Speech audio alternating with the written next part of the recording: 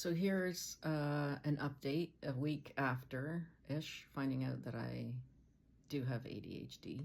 It's been a bit of a roller coaster, just seeing things from a new lens and looking back at decisions I've made and struggles I've had and seeing them all through a new kind of perspective.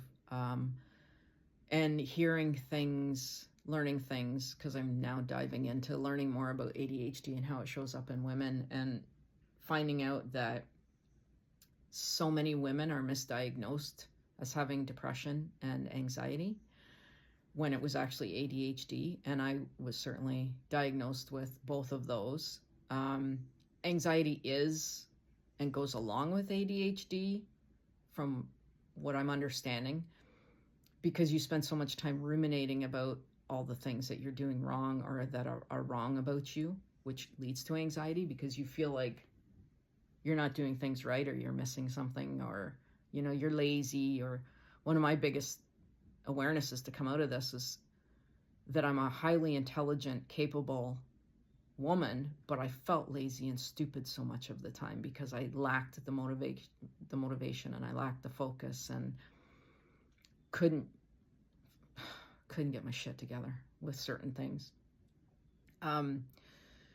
So last week I got scammed on Friday. I got a phone call from who I thought was RBC fraud, telling me that my credit card had been used fraudulently. They had my home address, they had my email address, they had the people that called me to verify my information and make me think that they were legit. This elaborate scheme went on for 45 minutes. The phone number they were calling from, although Bell said possible scam when it came up on my phone, when I Googled the number, it's actually the phone number that was on the back of my credit card. So it's a legit phone number, but they were using it fraudulently to make it appear like they were legit. Ended up scamming me out of $900. But the real RBC fraud department called me right after, so they're able to verify that it was fraud and stop it, and will refund me the money apparently. But that all happened right before my kids arrived for the weekend and left me feeling very vulnerable, very gullible. It was a shitty thing to have to go through when I was already navigating this ADHD diagnosis, but had a wonderful time with my kids. They all arrived. My younger daughter arrived and with her boyfriend and dog and cat, which I didn't know about. My older daughter knew they were coming, but I didn't know they were coming. So it was chaotic, but it was wonderful to have them here. But I realized also that I was struggling. We had a lot of fun, but in the down moments, I was also struggling with never-ending narrative in my mind and inattentiveness and being disconnected. And so I decided to try the medication. I've talked to a few girlfriends who have gone on the medication and said that it's just like night and day. It's really been helpful to them. So I'm going to try that. My husband picked up my medication for me yesterday, and I was excited to try it today to get some work done. And they sent him home with the wrong prescription somehow. So haven't actually tried it yet, but anyway, the reason I'm sharing all this is because if you're a woman in midlife who feels like you're losing your shit and things just aren't working, no matter how hard you try, a lot of this is coming to light when women enter perimenopause and menopause.